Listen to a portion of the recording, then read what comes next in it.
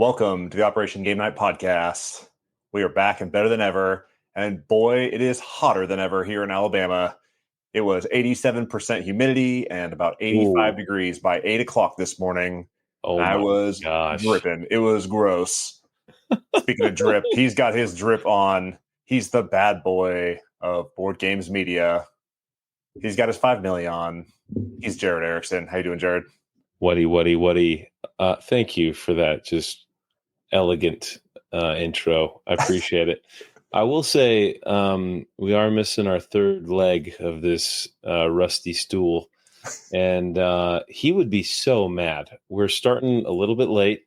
It's 8:40 on a Tuesday night.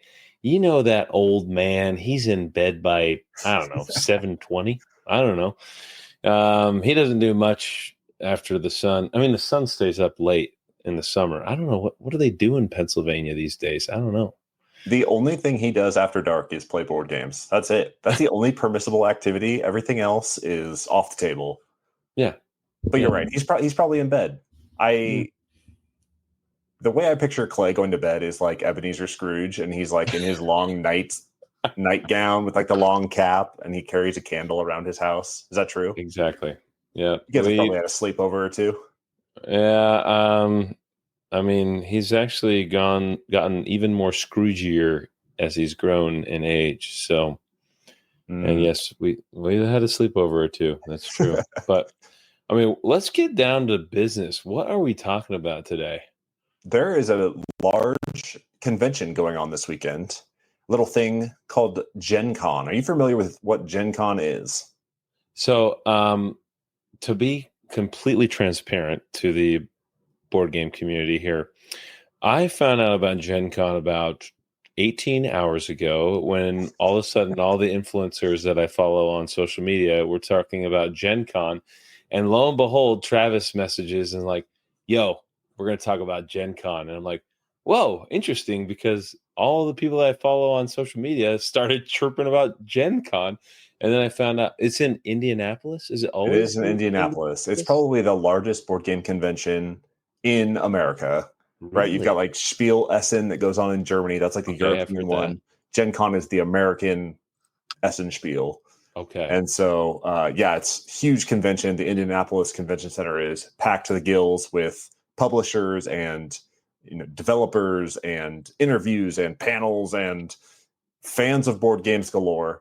But that's going on this weekend in Indianapolis. Sadly, we will not be in attendance. Yeah, but where is Operation Game Night fit into Gen Con? Gen Con did not reach out to us. Did Gen Con not want us there? Okay. If the Gen Con, the con people, is that what you call them? The con men? The con men could reach out for Gen Con 26 just to get the OGN boys there. I might even throw in a 5 milli for them and a little spritz of the bad boy.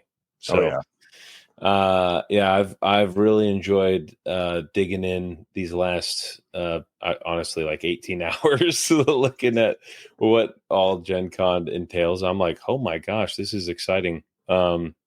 I'd be interested. I mean, Indianapolis is it's a fun little city. We lived in Dayton, which is not that far away, and you can probably find some pretty cheap tickets into Indianapolis, I'm sure. Well, probably not for the biggest board game convention in North America. I mean, I'd drive over, maybe. Yeah. I don't know. Heck yeah. It's a cool event. I'm always super jealous when we miss out, but next year. Have you been? I have not, no. But I've seen videos, I've watched the interviews, and if Essen is any sort of comparison, it is crazy. Like I know that like the Indianapolis Convention Center is gigantic. Yeah. You see the pictures of like San Diego Comic-Con, and it's just packed to the gills, right? It's kind of like that, but with board games and board game publishers. Yeah. And these publishers bring the heat, right? Like some of them bring stuff that is newly released. Some of them bring their greatest hits, and some of them bring games that have not been released yet or are still in development, right? So we're going to talk about some games that we're excited about. Oh yeah. With our limited knowledge of Gen Con, right? We're talking about games that are, being touted as being shown at Gen Con. So we're just going to run down a couple of highlights for us. So, Jared, tell me about Lightning Train, published by Wolf. Okay. I mean, obviously, you hit me with the Direwolf. I'm ponying up for anything that Direwolf is spitting out, because obviously Dune Imperium is right up my alley. Lightning Train, it's giving train, but it's also giving bag building. So, the Wanderlust warrior Wonderland himself, Sword. Travis, you should be tip-top shape here. I don't know fully how to play the game, okay? And I know that it's still coming out, but you should be able to pick this one up at Gen Con for sure. I like the idea of people buying the routes throughout this. It's kind of like a blobby kind of America. Yeah, I was just going to say, it's kind of like this is Florida America. looks a little north-south, and maybe this was before the seas started to rise. Maybe the tectonic plates are still moving a little bit. But you can see Michigan. So what you're trying to do here, you will own each player can own a certain part of the rail, which does, you kind of tax the goods that are being delivered. You're essentially delivering goods. Mm-hmm. There was like a little app game that I used to play like back in the day. I can't remember what that one was called. Do you remember? It was like, you need to get some pigs from here to here. It was a game that I used to play when I was like, it used to be on my iPhone when I was like, I don't know, like 22. But that's what I was feeling like. This was giving me a little bit of those vibes. But the big points are one, when you're able to deliver a certain good from a certain location to another location, and you can, essentially pay homage to whose ever rails you ride on.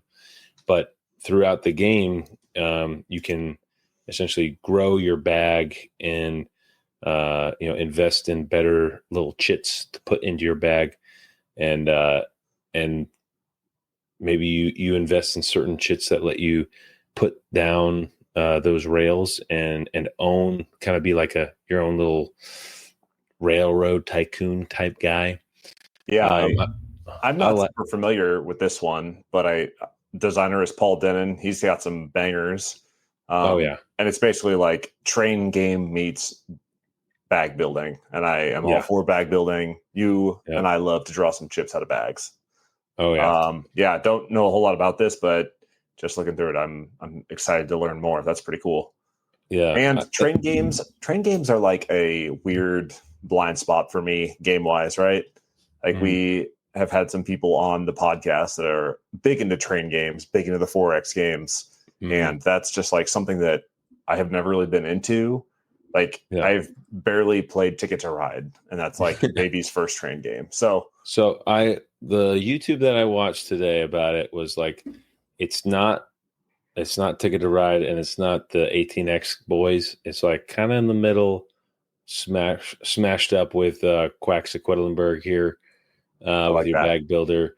But I mean, you're competing against your other players, trying to make sure you're taking care of these other resources and being cognizant of who's trying to deliver what where. So from the video that you watched, where does the lightning come in? Because I'm seeing this smushy map of America, and I'm seeing these cards, and I'm not seeing any sort of weather, or do you know like how the lightning comes into this? From what I remember, there is a certain portion on your tableau and a certain type of train that you can pull, that essentially lets you grow more lightning trains. Like if you pull this certain train, you can put it down on your tableau, and all of a sudden now you have more of these trains. Essentially, then you can, if you have the correct contract train, now you can lay those trains down to own a certain portion of the rail. So cool. Yeah, it essentially is like you gain a bunch of trains at the exact same time that you need them. So it's like the luck of the draw that you need that one little chit and you're able to pull it. Boom. You're able to get the lightning train to set off your chain reaction so you can deliver the specific good that you really want. Nice. Now, the ins and outs of how you actually do that, not 100% sure. So I want to know more. I wish I was at Gen Con. Wish I could get this one to the table. Yeah, it's all right. But soon enough. soon. 2025 release date. So it's coming up quick. Very soon. All right. I want to talk about Habeas Papam. Let me. Oh, is this one's for you, huh? Yeah. Let me figure out how to switch these quickly. Man, Clay is always so fast we at this. need Clay back in here. He might be Ebenezer Scrooge, but he's Johnny on the spot with his little tickly fingers. Listen, don't be turned away by the 5.7 rating. This game is freshly out. It's hitting tables right now. It's by Salt and Pepper Games, a publisher that I trust. And this is a sort of hidden role type game where you are the cardinals that are trying to elect a new pope into power. And in your different little factions, you have certain traits that you want the new pope to have. And so all these cardinals that are potential pope candidates are laid out, and you have these different action cards. And basically what you're doing is you're betting on people that have the traits that you need to elect them into power. Again, not 100% on all the ins and outs of the game. Haven't really experienced it. Haven't watched a whole lot of playthroughs, but I love hidden role games where you're trying to like get one past people, right? Like the Secret Hitlers where you're like maneuvering in the background and like bidding and bluffing and playing these shady games to try and get your, I don't even know what they call them in Secret Hitler, but like your get the candidate across. You're trying to outmaneuver people and like outwit them. This type of game is right up my alley, and I think it's timely. Like, am I going to play this game forever? I don't know, maybe not, but it's at least timely, right? Got a Chicago Pope. Maybe the Chicago Pope is in this game. I don't know. Maybe these are real people. I don't think so, but I enjoy games like this. I think they're cool. Habeas Papam. What? So Papam. what does that even? What does that mean? What is that? Is that Italian for something? That is Latin. Habeas. Somebody chime in the comments and tell us what that means in Latin. But yeah, I don't know. But Salt and Pepper Games, I trust them. They make great games. They're always really cool and fun, and unique. So I'm gonna check this one out for sure. All right. Talk to me about Ace of Spades. All right. So, I mean, even before I realized this one was at Gen Con, I saw this one on someone's stories, probably promoting it for Gen Con without me even realizing it. And I actually sent it to the group, and I sent it because I was like, dude, Travis, this is right up your alley. Yeah. It was giving me dungeon crawler meets, someone on the Western Front fighting like zombie demons. So, and you're playing poker hands. So it keeps it very simplistic. And if you can, I don't know if right there in that bottom right-hand corner, has a great little tracker for your hit points, and you're battling these demons, and it's getting progressive. You're starting off with these baby demons all the way up to a big baddie. We like baddies here. So definitely one that we're interested in here. It gives me something to look at. It looks like it's easy to teach, easy to get to the table and keep running. I also like that it's single player. You can co-op and head to head. So love that. And published by DeVere, and DeVere has some awesome banger games. Not always my cup of tea. DeVere has some weird ones that I maybe have for a little while, and they hang on, they get a couple plays, and then they move on. But they're always interesting and worth a play. So Ace of Spades. Definitely gonna check that one out. Yeah, for sure. Okay, I need a timeout. I'm having timeout. my headphones. My headphones are going out, and my Wi-Fi is acting up. 1 second.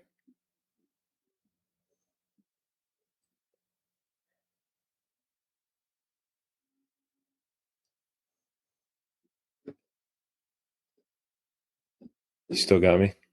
Yep.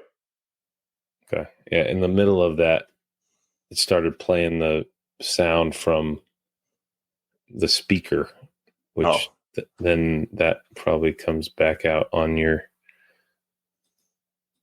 It does not. That doesn't bode well. Okay.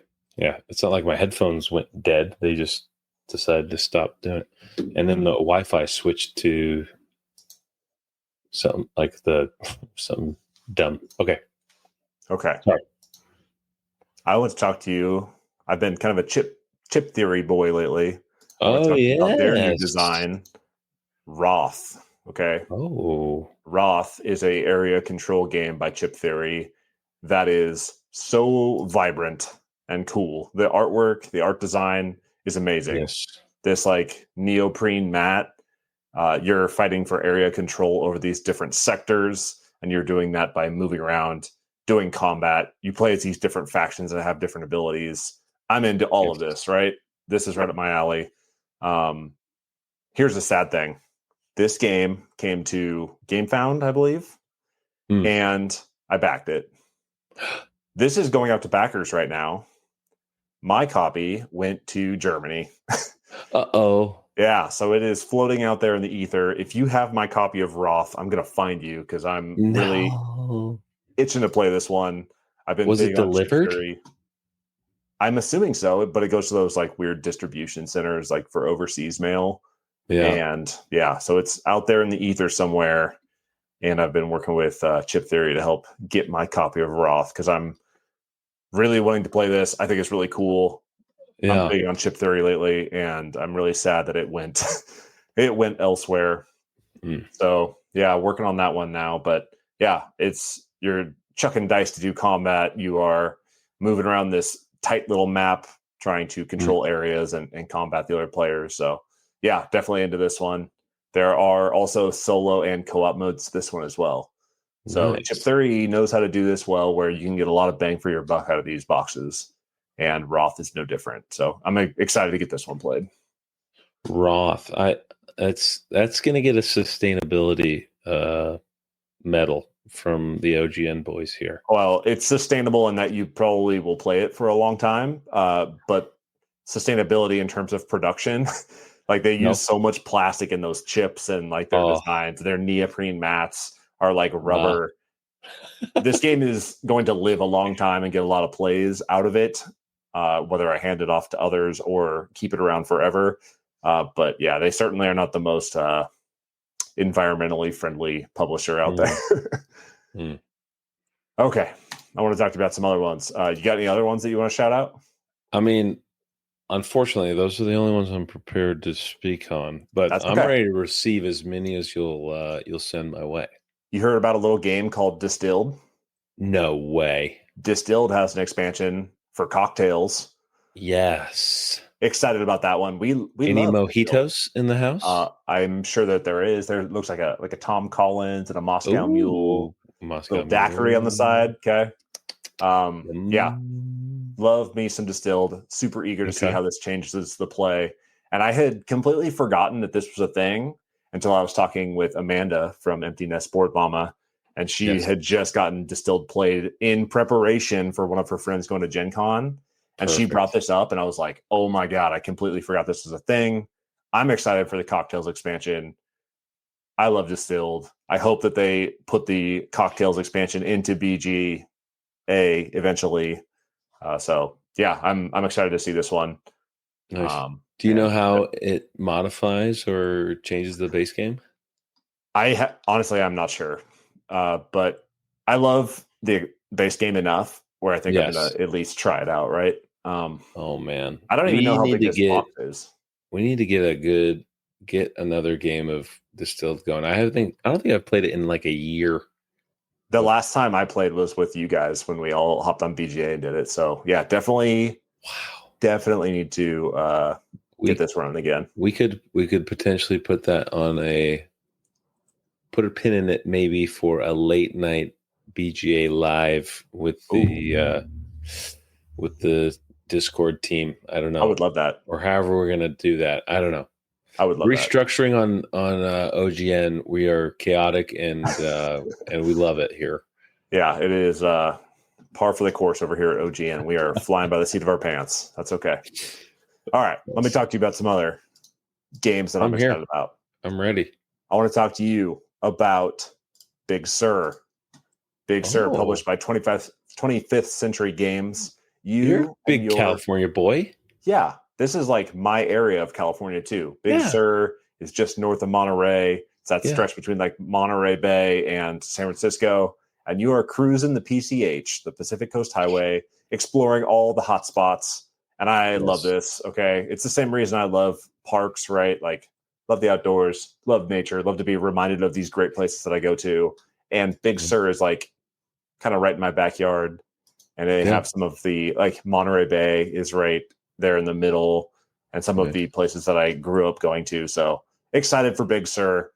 Don't know a whole lot about mechanics or anything, but if it involves California like this, I'm going to probably check it out. And I love 25th Century. They've been putting out some good games lately. I was wearing my UC Santa Cruz Banana Slugs tank top today when I was working out at the local YMCA. Heck yeah. I should wear my Banana Slugs sweatshirt, and you should wear your tank top, and we should not tell Clay, and he can feel like a big idiot.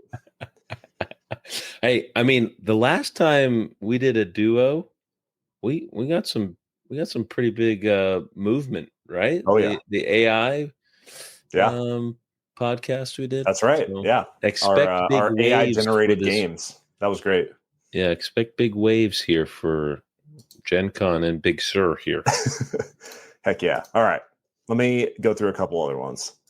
Let me talk to you about Sanibel. Sanibel is by Elizabeth Hargrave, published by Avalon Hill. Elizabeth Hargrave has been on a board game design tear lately, and I don't think this is going to be any different.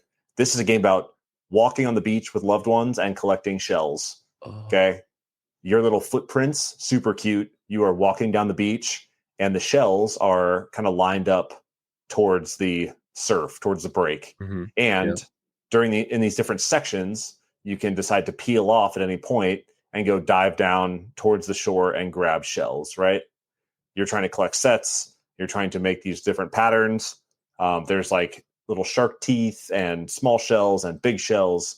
And you can choose however far you want to move down the beach to get first priority to grab the shells, but you can't go backwards.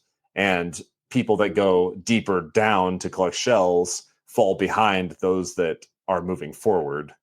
And this is great because I, grew up in California, go walking to the beach to go collect shells at dusk or whatever, and, snag a bunch of like leftover sweatshirts and stuff on the beach, like hobos. And, as kids, we would like just be sprinting around trying to check everywhere for these different treasures that are left on the beach. Collecting shells is a fun little twist on that. And Elizabeth Hargrave. So can't go wrong with Sanibel. I'm really excited about this one. What is a recent one that Elizabeth Hargrave? We were just talking about one, or I swear there was another one that we were just talking about. Yeah, I mean, she did Undergrove. Undergrove is like the mushroom spreading one. She's got the Fox Experiment. She, has designs credits and is the designer of Wingspan. Tussie Mussy, I shouted that one out on. I think it was Tussie Mussy. Yeah, the button shy game about trading flowers with loved ones. That's right. Yep. Yeah, she's got some cool ones. Yes. Okay. I think I have one more. Do you have any nostalgia for Pogs? Do you remember Pogs back in the day? Oh my gosh, I used to have the best slammers. Okay. Let me talk to you about Slam Throne. From the creators of Dice Throne comes Slam Throne, which is essentially just the rebirth of Pogs. I'm stoked for this, okay? I remember collecting Pogs and keeping them in my little like quarters sleeve, okay? Yes. Heck yeah. It's basically Dice Throne version of Pogs, and I am here for it. I don't know how they're like the image shows them in like a bag. Mm-hmm. I think I've seen like images of them being sold in bags. I don't know if they're going to be like kind of grab bags like Pokemon cards or whatever. But man, Dice Throne is so clean of a design, and it's so easy to like just pick up and play. They have like their own little self-contained dividers that you just divvy out to the different players. The rules and the iconography are all super simple. And if you can tag on like powers and stuff to Pogs, I'm in for it. So Slam Throne. I'm here for it. It's like you use your slammer to flip them, and if it lands on a certain side, then they can do one or the other thing, or like, is that what the vibe is here? I guess so. I honestly, I don't know anything about this, but it's kind of a dexterity game. It's a dexterity version of Dice Throne, and they're going to put their little spin on it with different powers and such. But yeah, basically like this looks like the same character, but maybe powers on two different sides. And if it works the same as Pogs, you were like slamming them down and trying to flip the other one over and then stacking them up. And man, I have this like memory of playing Pogs back when I was like, I don't know, 8. I have not thought about a Pog since. I remember the little troll character that was like the mascot. But yeah, I'm definitely going to check this one out. And it seems like, I mean, unless these are like super heavy, thick plastic pieces, I feel like they're going to be relatively inexpensive. Question mark. Yeah, because it looks like you've got a whole bunch of cardboard ones here. That's a better image. Yeah, a whole bunch of cardboard ones that are like your different characters. Then you got your slammer. That's the one. Slammer. Yeah. Okay. So definitely going to check this one out because love me some Pogs, love me some Dice Throne, and yeah, gotta check that one out. I'm all about it. I'm sad that we're not going to be at Gen Con Dice Throne. There's always next year. Gen Con, but next year we'll get them. That's right.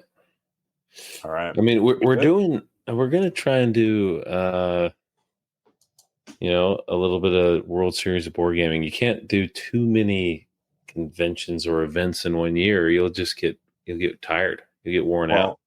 Is that how many times do you want to see your friends per year? Thousands. Okay. Hundreds, well, millions. Yeah. Millions of times per year. Okay. All right. That has been our Gen Con preview. Some of the things that we're excited about, but again, Gen Con has something for everybody. So tune into all those press releases and hot things coming out of Gen Con because it's an exciting time for board gaming. Yep. Every year there's something like brand new and something bright and shiny that looks cool at Gen Con. And yeah, maybe next year we'll have to check it out. Maybe. All right. Did we do it? I think so. Can I do a quick shout out to the team at OGN for grinding hard, putting in those late night hours for the listeners out there. For any feedback for the restructuring, please send it our way. Oh yeah. It's a little sad we don't just always do a little over the fence. Maybe you can sneak in a little over the fence or a little, debrief if you need to every now and then. But please send in feedback. We love to hear from our listeners. Anyways, it's always a pleasure, Trev. And as always, share the show. Share the show with friends and family. Yeah, spread the love. We want to talk board games, and those people that support us and love interacting with us, we love interacting back. We love hearing from people.